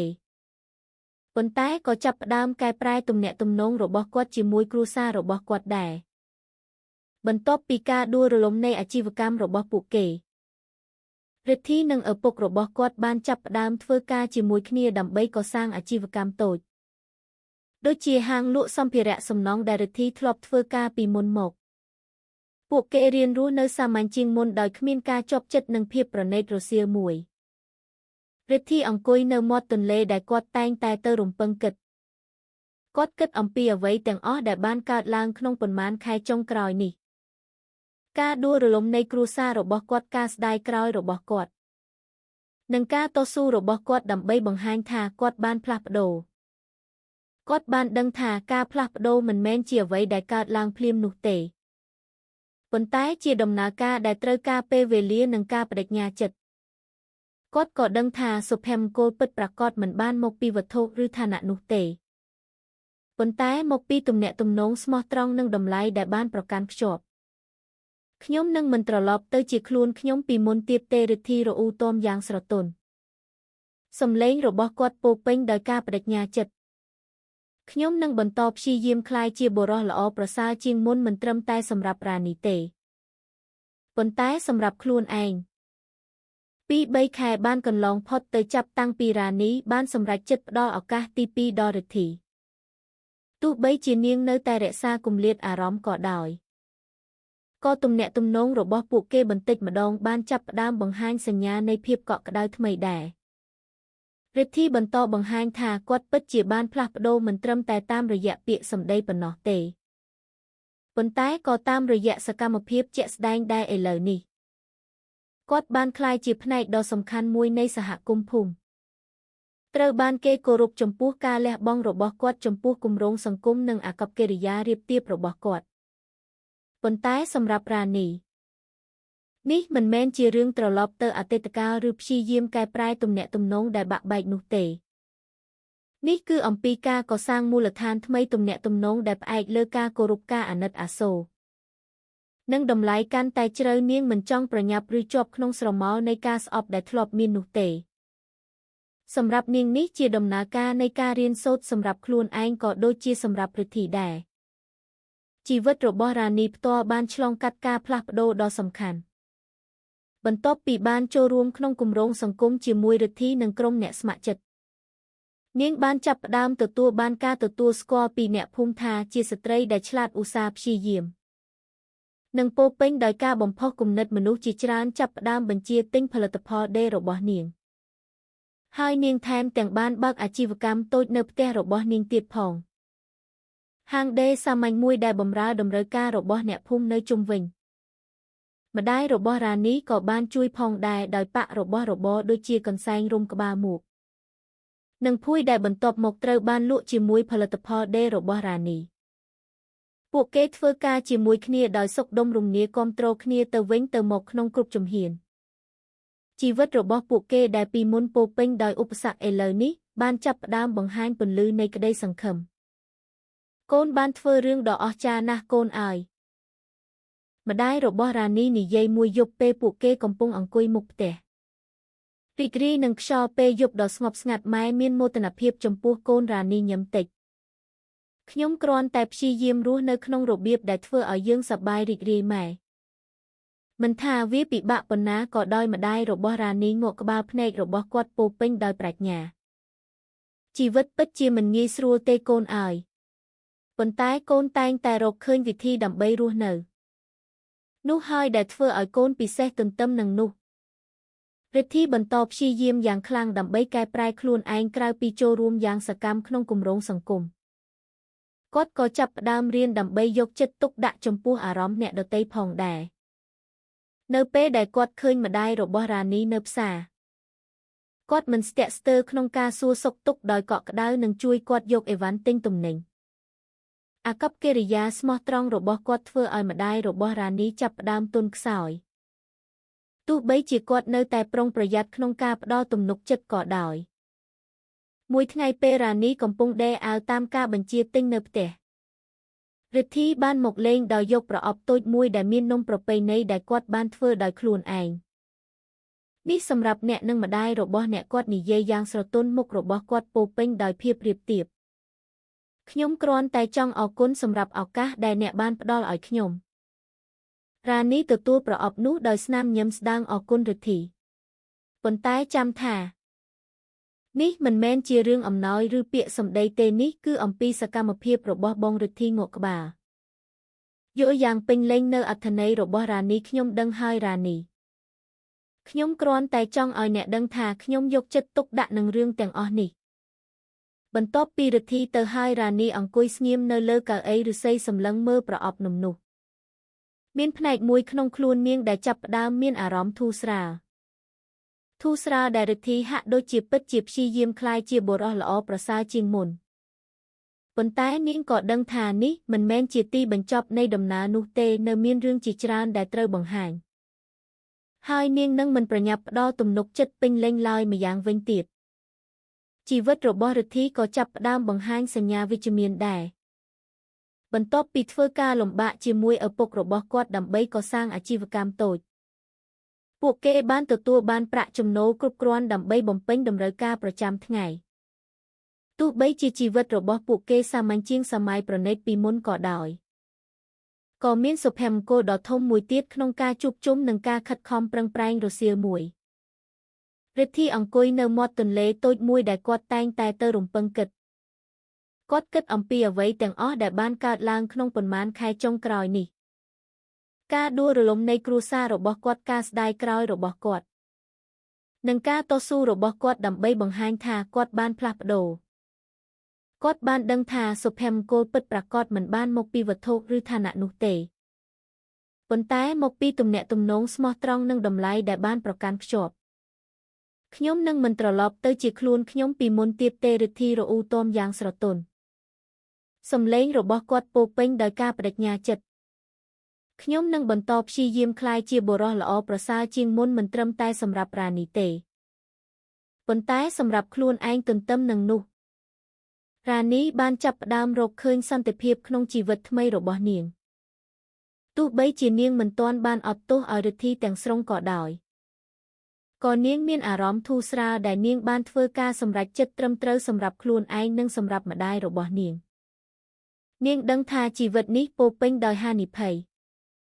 ប៉ុន្តែនាងក៏ដឹងថាគ្រប់ការសម្រេចចិត្តដែលនាងធ្វើគឺជាជំហានឆ្ពោះទៅរកសុភមង្គលពិតប្រាកដខ្ញុំនឹងមិនដែលស្ដាយក្រោយការសម្រេចចិត្តរបស់ខ្ញុំក្នុងការបោះបង់ពិធីមង្គលការនោះទេរ៉ានីនិយាយទៅកាន់ម្ដាយរបស់នាងមួយយប់បណ្ដាសម្លឹងមើលផ្កាយនៅលើមេឃប៉ុន្តែខ្ញុំក៏នឹងមិនបិទទ្វារសម្រាប់ការផ្សះផ្សានោះដែរជីវិតនេះគឺជារឿងរៀនសូត្រនិងការអភិវឌ្ឍម្ដាយរបស់រ៉ានីញឹមយ៉ាងឈ្លាសវៃនោះជាការសម្រេចចិត្តត្រឹមត្រូវកូនអើយកូនបានរកឃើញផ្លូវផ្ទាល់ខ្លួនរបស់កូនហើយ2-3 ខែក្រោយមកជីវិតនៅក្នុងភូមិបានដំណើរការដោយភាពស្ងប់ស្ងាត់និងពោពេញដោយក្តីសង្ឃឹមរ៉ានីនិងម្ដាយរបស់នាងបន្តរស់នៅសាមញ្ញប៉ុន្តែសប្បាយរីករាយខណៈរិទ្ធីនៅតែមានការតាំងចិត្តក្នុងការព្យាយាមក្លាយជាបុរសល្អប្រសើរជាងមុនទោះបីជាពួកគេមិនទាន់បានកែប្រែទំនាក់ទំនងចាស់របស់ពួកគេទាំងស្រុងក៏ដោយក៏មានការយល់ចិត្តគ្នាទៅវិញទៅមកដែលលូតលាស់បន្តិចម្ដងព្រឹកមួយពេលព្រះអាទិត្យចាប់ផ្ដើមរះនៅជើងមេឃរ៉ានីកំពុងអង្គុយនៅមុខផ្ទះរៀបចំផលិតផលដេរដែលនាងនឹងយកទៅផ្សារ ម្ដាយរបស់រ៉ានីអង្គុយក្បែរនាងប៉ាក់កន្សែងតូចមួយសម្រាប់រដូវរងាដែលនឹងមកដល់ខ្យល់ព្រឹកដ៏ស្រស់ថ្លាបាននាំមកនូវភាពស្ងប់ស្ងាត់ហើយអ្វីទាំងអស់មានអារម្មណ៍ថាសន្តិភាពស្រាប់តែសំឡេងជើងដើរចូលមកជិតពេលរ៉ានីងាកទៅនាងឃើញរិទ្ធីឈរនៅខ្លោងទ្វារមើលទៅស្ទាក់ស្ទើរប៉ុន្តែពោរពេញដោយការបដិញ្ញាចិត្តនៅក្នុងដៃរបស់គាត់បានយកសំបុត្រតូចមួយដែលមើលទៅសាមញ្ញណាស់តើខ្ញុំអាចចូលបានទេគាត់សួរយ៉ាងស្រទន់សំឡេងរបស់គាត់ស្ដាប់ទៅទាបជាងធម្មតារ៉ានីងក់ក្បាលទោះបីជាមានអារម្មណ៍មិនស្រួលក៏កើតឡើងនៅក្នុងទ្រូងរបស់នាងដែរអញ្ជើញលោកនាងនិយាយយ៉ាងខ្លីរិទ្ធីដើរចូលអង្គុយលើកៅអីឫស្សីដែលជាធម្មតាប្រើដោយភ្ញៀវគាត់សម្លឹងមើលរ៉ានីដោយការបញ្ចេញមិត្តធ្ងន់ធ្ងរដូចជាចង់និយាយអ្វីមួយដែលសំខាន់ខ្លាំងណាស់រ៉ានីរិទ្ធីនិយាយទីបំផុតសំឡេងរបស់គាត់ញ័រដោយសារអារម្មណ៍ខ្ញុំដឹងថាខ្ញុំបានផ្លាស់ប្ដូរច្រើនខ្ញុំក៏ដឹងដែរថាខ្ញុំមិនអាចលុបបំបាត់អ្វីដែលខ្ញុំបានធ្វើកាលពីអតីតកាលបានទេប៉ុន្តែខ្ញុំចង់ឲ្យអ្នកដឹងថាខ្ញុំដឹងគុណសម្រាប់ឱកាសដែលអ្នកបានផ្ដល់ឲ្យខ្ញុំរ៉ានីស្ងាត់ឈឹងរងចាំរិទ្ធីបន្តខ្ញុំចង់ឲ្យអ្នកដឹងថាខ្ញុំរៀនបានច្រើនពីអ្វីទាំងអស់នេះរិទ្ធីបន្តសំឡេងរបស់គាត់កាន់តែរឹងមាំខ្ញុំរៀនថាសុភមង្គលពិតប្រាកដមិនបានមកពីវត្ថុឬឋានៈនោះទេប៉ុន្តែមកពីទំនាក់ទំនងស្មោះត្រង់និងតម្លៃដែលយើងប្រកាន់ខ្ជាប់ខ្ញុំក៏រៀនដែរថាការសុំទោសមិនមែនត្រឹមតែអំពីពាក្យសម្ដីនោះទេប៉ុន្តែអំពីសកម្មភាពគាត់លើកសំបុត្រតូចមួយនៅក្នុងដៃរបស់គាត់នេះគឺជាសំបុត្រសុំទោសរបស់ខ្ញុំមិនត្រឹមតែសម្រាប់អ្នកទេប៉ុន្តែក៏សម្រាប់ម្ដាយរបស់អ្នកដែរខ្ញុំចង់ឲ្យអ្នកដឹងថាខ្ញុំពិតជាស្ដាយក្រោយនៅអ្វីទាំងអស់ដែលខ្ញុំបានធ្វើរ៉ានីទទួលសំបុត្រនោះដោយស្ទាក់ស្ទើរនាងបើកស្រោមសំបុត្រហើយអានខ្លឹមសារសំបុត្រនោះយ៉ាងស្រទន់ក្នុងសំបុត្រនោះរិទ្ធីបានសរសេរអំពីការស្ដាយក្រោយដ៏ជ្រាលជ្រៅរបស់គាត់អំពីរបៀបដែលគាត់បានរៀនពីកំហុសរបស់គាត់និងអំពីការបដិញ្ញាចិត្តរបស់គាត់ក្នុងការក្លាយជាបុរសល្អប្រសើរជាងមុនបន្ទាប់ពីអានសំបុត្រនោះរ៉ានីសម្លឹងមើលរិទ្ធីយ៉ាងខ្លាំងនាងអាចឃើញភាពរៀបទៀបក្នុងការសម្លឹងមើលរបស់គាត់អ្វីមួយដែលនាងមិនធ្លាប់ឃើញពីមុនមកប៉ុន្តែនាងក៏ដឹងថាការអត់ទោសមិនមានន័យថាបំភ្លេចនោះទេរិទ្ធីរ៉ានីនិយាយទីបំផុតសំឡេងរបស់នាងម៉ឺងម៉ាត់ប៉ុន្តែស្រទន់ខ្ញុំដឹងគុណរាល់ការខិតខំរបស់បងហើយខ្ញុំអាចឃើញថាបងពិតជាបានផ្លាស់ប្ដូរប៉ុន្តែចាំថាការអត់ទោសឲ្យបងមិនមានន័យថាយើងត្រឡប់ទៅអតីតកាលនោះទេនេះគឺអំពីការកសាងមូលដ្ឋានថ្មីទំនាក់ទំនងដែលផ្អែកលើការគោរពនិងភាពស្មោះត្រង់រិទ្ធីងក់ក្បាលមុខរបស់គាត់ពោពេញដោយការដឹងគុណខ្ញុំយល់ហើយរ៉ានីខ្ញុំមិនរំពឹងអ្វីក្រៅពីឱកាសដើម្បីបង្ហាញថាខ្ញុំសមនឹងទទួលបានការអត់ទោសរបស់អ្នក2-3 សប្តាហ៍បន្ទាប់ពីការសន្ទនានោះជីវិតរបស់រ៉ានីនិងរិទ្ធីបានចាប់ផ្ដើមបង្ហាញសញ្ញានៃសន្តិភាពពួកគេលែងព្យាយាមកែប្រែទំនាក់ទំនងចាស់របស់ពួកគេទៀតហើយប៉ុន្តែពួកគេបានចាប់ផ្ដើមកសាងមិត្តភាពដ៏ស្មោះត្រង់រិទ្ធីតែងតែមកលេងផ្ទះរ៉ានីជួយក្នុងគម្រោងសង្គមដែលពួកគេធ្វើជាមួយគ្នានិងផ្ដល់ការគាំទ្រដល់ម្ដាយរបស់រ៉ានីម្ដាយរបស់រ៉ានីផ្ទាល់ក៏ចាប់ផ្ដើមទន់ខ្សោយចំពោះរិទ្ធីដែរទោះបីជាគាត់នៅតែប្រុងប្រយ័ត្នក៏ដោយក៏គាត់អាចឃើញថាបុរសនោះពិតជាបានផ្លាស់ប្ដូរអាកប្បកិរិយាគោរពនិងស្មោះត្រង់របស់គាត់ធ្វើឲ្យម្ដាយរបស់រ៉ានីមានអារម្មណ៍ស្រួលជាងមុនទោះបីជាគាត់មិនដែលបំភ្លេចអ្វីដែលបានកើតឡើងកាលពីអតីតកាលទាំងស្រុងក៏ដោយទន្ទឹមនឹងនោះរិទ្ធីបានរៀបការជាមួយស្ត្រីម្នាក់ទៀតប៉ុន្មានឆ្នាំក្រោយមកស្ត្រីសាមញ្ញម្នាក់ដែលមានតម្លៃដូចគាត់ពិធីមង្គលការរបស់គាត់មិនអស្ចារ្យដូចការគ្រោងទុកពីមុនទេប៉ុន្តែពោពេញដោយភាពកក់ក្ដៅនិងភាពស្មោះត្រង់គាត់តែងតែផ្ញើសំបុត្រទៅរ៉ានីអរគុណសម្រាប់មេរៀនជីវិតដែលគាត់បានទទួលពីនាងអ្នកបានផ្លាស់ប្ដូរជីវិតខ្ញុំហើយរ៉ានីរិទ្ធីសរសេរក្នុងសំបុត្រមួយរបស់គាត់ដោយសារអ្នកខ្ញុំរៀនក្លាយជាបុរសល្អប្រសើរជាងមុនខ្ញុំនឹងមិនដែលបំភ្លេចអ្វីទាំងអស់ដែលអ្នកបានបង្រៀនខ្ញុំឡើយរ៉ានីញឹមស្ដាងរាល់ពេលអានសំបុត្រទាំងនោះនាងមិនដែលមានអារម្មណ៍គុំគួនឬស្ដាយក្រោយចំពោះការសម្រេចចិត្តដែលនាងបានធ្វើនោះទេផ្ ផ្ទុយទៅវិញនាងមានអារម្មណ៍ពេញចិត្តដែលនាងបានជ្រើសរើសផ្លូវត្រូវផ្លូវដែលនាំនាងទៅរកសុភមង្គលពិតប្រាកដជាមួយម្ដាយរបស់នាងនៅចុងបញ្ចប់នៃរឿងរ៉ានីនិងម្ដាយរបស់នាងបានរស់នៅយ៉ាងមានសុភមង្គលក្នុងភូមិតូចរបស់ពួកគេត្រូវបានហ៊ុមព័ទ្ធដោយក្តីស្រឡាញ់និងភាពស្មោះត្រង់ពួកគេរីករាយនឹងគ្រប់ពេលវេលាសាមញ្ញក្នុងជីវិតរបស់ពួកគេខណៈរិទ្ធីរស់នៅក្នុងរបៀបដែលរាបទាបជាងមុននិងពោរពេញដោយអត្ថន័យទាំងពីរបានរកឃើញសន្តិភាពក្នុងផ្លូវរៀងខ្លួនទោះបីជាពួកគេលែងនៅជាមួយគ្នាទៀតក៏ដោយ